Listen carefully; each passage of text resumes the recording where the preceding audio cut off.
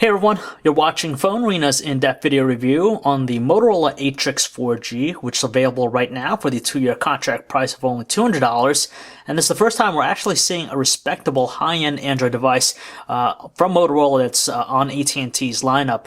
Previously, we've seen devices like the Motorola Backflip, Flip Side, and the Flip app, but none of them were really a true high-end device, and this is the first time that we're actually seeing it. It has a lot of impressive hardware, such as a QHD display, 4 inches, so it's pretty large in size. It has a 1 GHz NVIDIA dual-core processor, the Tegra 2, and there's just a lot of other neat stuff, especially if you purchase the additional laptop accessory dock or even the multimedia dock that adds some interesting functionality to the handset. So we'll check it out and see what it has to offer here. In terms of design, it doesn't really stand out as much as something like the Motorola Droid X just because it lacks the premium solid materials that device employs. Instead, it's constructed all of plastic, as you could tell all around, just black. It does make it very lightweight in the hand, so you don't notice the weight at all much. At the same time, it's a little bit more manageable to the hold just because of the 4-inch displays as opposed to the larger one on the Droid X.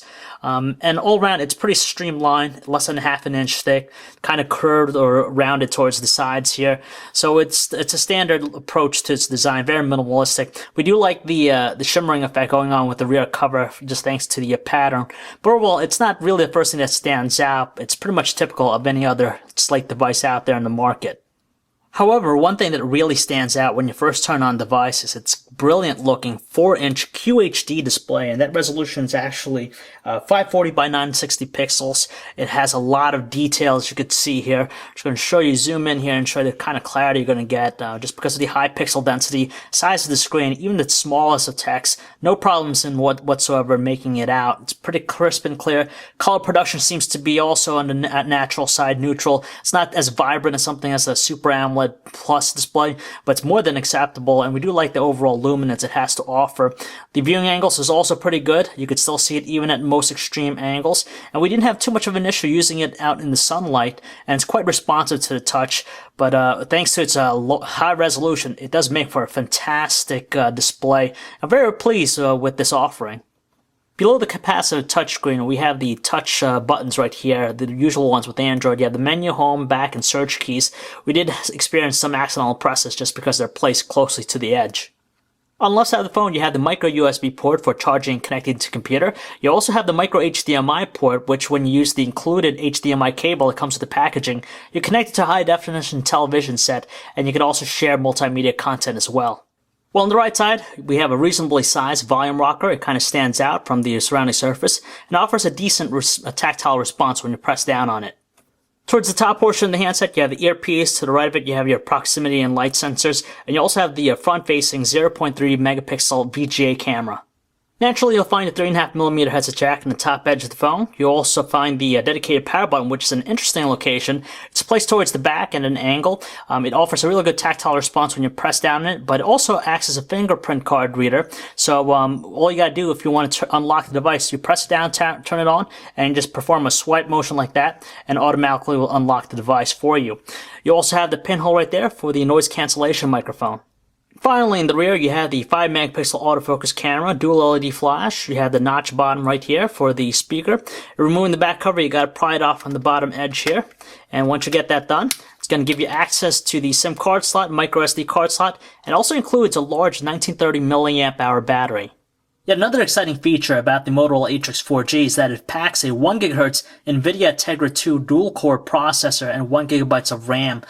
It also is dubbed as the world's most powerful smartphone, and rightfully so, just because moving about the different home screens, and we have an animated live wallpaper activated here, it's not having any problems. It makes for a responsive experience, definitely one of the fastest that we've checked out in any Android handset out there, and overall, we're definitely pleased by the level of performance that the chipset has to offer on this device. It's either you love it or you hate it, but the ATRIX 4G is running the latest version of the Motor Blur experience running on top of Android 2.2 Froyo. Granted, it's not Android 2.3 Gingerbread, it still gets the job done. And it does look a little bit more on the cartoony side versus some of the other customized Android experiences out there. The neat thing, though, is that certain widgets, especially the Motorola ones, you could resize them and they'll automatically fit to just whatever size you want. So it's pretty nifty looking. Aside from that, you have all the features you have with the Android, a lot of personalization. You can add different widgets, wallpapers as well. Getting to the app panel, you just press the button right there and it gets into a grid-like view as normal. And if you press the home screen twice, you're going to get this full view of all the available home screens. You could click one, jump right into it. Almost similar to the helicopter view of Sense on HTC's customized experience. Obviously, there's a huge focus on social networking thanks to the widgets available on here. With them, you could actually read through all your different messages from either Facebook, Twitter, or even LinkedIn. So you could get that right from the home screen without running the dedicated application. You could even set your own message as well, and you can have it posted to all your different social networking accounts. It's very easy too. You could run as well as the social networking application, which basically aggregates all your information in one place. And it's pretty neat rather than just running the dedicated applications themselves. Just like any other Android handset out there in the market, the Gmail experience is pretty much dead on with this device. You have things like threaded conversations, the ability to label stuff, so it gives you a really nice experience. On top of that, setup is pretty simple. You need your username and password, even for other generic email clients. Pretty simple, straightforward. In some instances, it's probably going to require specific information like your username and password. But overall, it's pretty simple to do. Thanks to the 4-inch display, typing out messages is no problem at all. Right now we have the multi-touch keyboard. It's quite responsive and it's pretty roomy, even for the portrait option. You also have the ability to select even swipe, so if you're used to this interesting method of inputting text, it's also a great experience here. Naturally, if you tilt it to landscape, it's going to offer you a lot more space and it's very roomy, and we're very happy and pleased with the overall speed we're able to get out with the handset. Additionally, it's worth noting that the handset's an HSPA Plus enabled device, just like the Inspire 4G. Granted, its download speed seems pretty tolerable, but the upload speeds aren't really the best right now for it. It offers all the rich features you expect on any Android handset with Flash 10.1 support. You could tell the ads loading up here. You could double tap to a specific area. You could zoom in. You could have pinch gestures, so you could zoom in further. And as you tell, it's fairly responsive, and it does offer some pretty good kinetic scrolling. So the experience should be more than satisfying for anyone out there. There's nothing really too different about the music player just because it looks like anything else out there. So when you play a song, it's going to show the album cover, track information, even on-screen controls. Unfortunately, no other nice glitzy looks to it. But the neat thing about it is that it offers a bunch of different equalizer settings, both through the regular speaker, or if you happen to use earphones, it does offer neat things like a 3D stereo effect to it. But with the speaker quality itself, we're kind of pleased with it. It does produce some strong tones, pretty glaring at times, but there's a little bit of hint of just crackliness, especially in the loudest setting, but it doesn't really deter from the overall strong effect that it has to offer. Thanks to its large, brilliant-looking display and also 1 GHz dual-core processor under the hood, it makes for a fantastic video watching experience. The one we have here is an MPEG-4 1280 by 720 resolution. Plenty of details, colors look very natural, very pleasing to the eye. On top of that, it's moving at a really nice frame rate thanks to the processor, and overall, we're very satisfied with the high level of performance it has to offer. So then we're going to quickly show you off the innovative functionality that the ATRIX 4G has to offer, especially if you purchase the optional HDMI dock connection here. You place the handset in there, and it's connected to the plasma set via HDMI cable. You have different options available to you. You could do the widget clock here. I'll just show you that real quick, just like what you see in a regular clock app. But the neat thing about it is you could run the Motorola, the Entertainment Center first. We'll show you that. So basically, it's going to load up some physical on-screen controls on the device itself. You use that to control the interface on the television set, so you can navigate between all the different options here. Quickly show you that. So you have the music app functionality here. You can play a song that's on your handset right on your television set. It has a nice nifty looking animation right there. On top of that, you have stuff like the ability to look at photos that's stored on the handset. So let's say I want to just show some photos that I really recently took. You could do that as well. So it offers that functionality.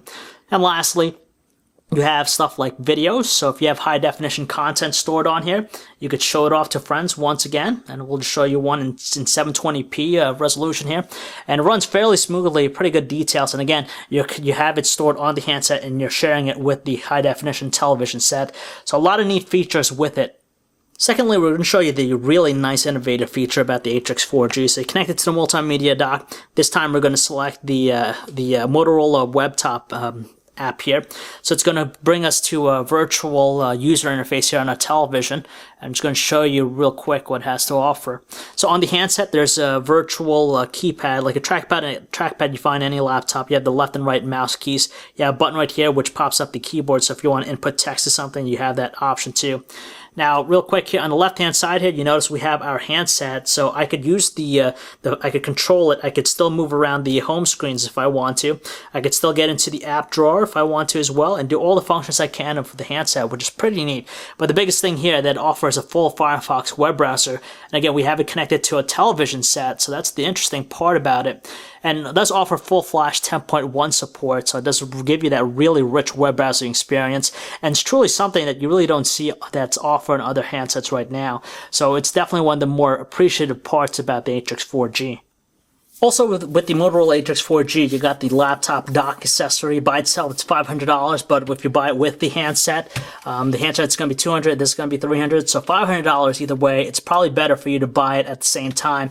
But anything about the laptop dock accessories that offers additional functionality, just like we saw with the multimedia dock. So all you got to do is just connect your handset to the back here. I'm not really particularly happy with the location of the dock itself, but hey, you can't really complain.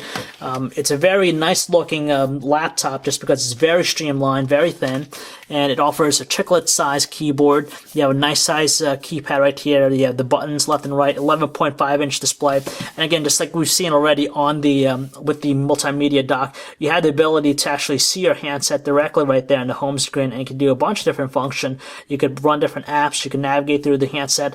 At the same time, you have the ability to go to the web. It has the full Firefox web browser on there, so you have that rich web browsing experience. You could go to different websites, and it loads it up just like you see on a regular computer, just because it does offer stuff like Flash 10.1 support. You also have stuff like a file manager on available to you.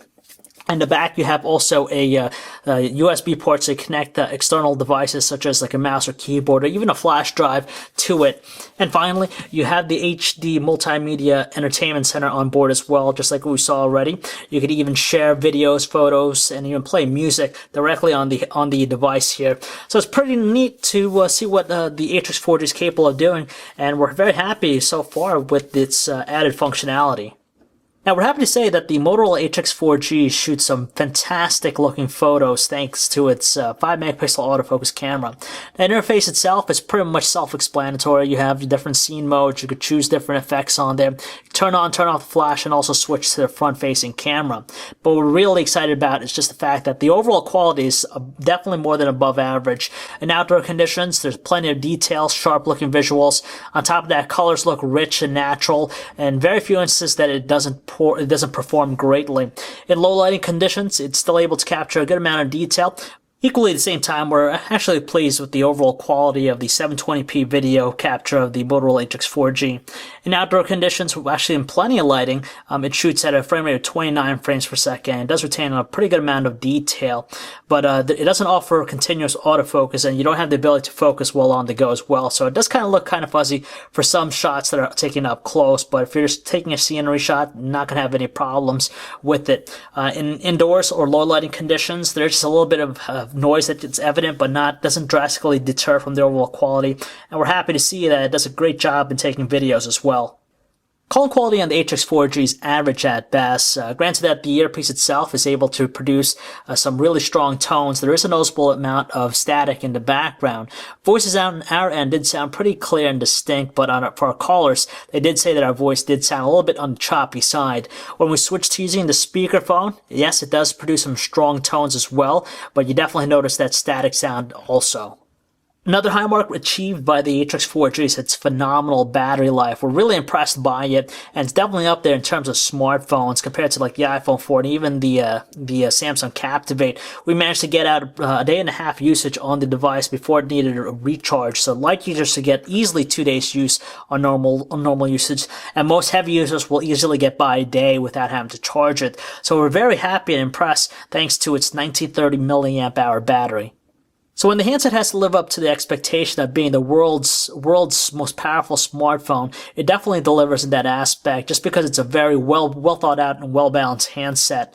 Things that we love about it: the brilliant 4-inch QHD display, the ability to do video chat. It has the 1 GHz dual core processor under the hood. It takes some fantastic photos and videos with its camera, offers fantastic battery life. Some of the stuff that we're not too pleased about is, of course, the less than exciting upload speeds with HSPA plus connectivity and its mediocre calling quality. But if you could overlook that and you can look at the additional functionality that's offered by the multimedia dock and even the laptop dock accessory, it's truly innovative. It's not something that we necessarily have seen before on any Android device, and the Motorola ATRIX 4G is definitely the best Android-powered smartphone thus far for AT&T's lineup, especially for $200. You really can't beat that.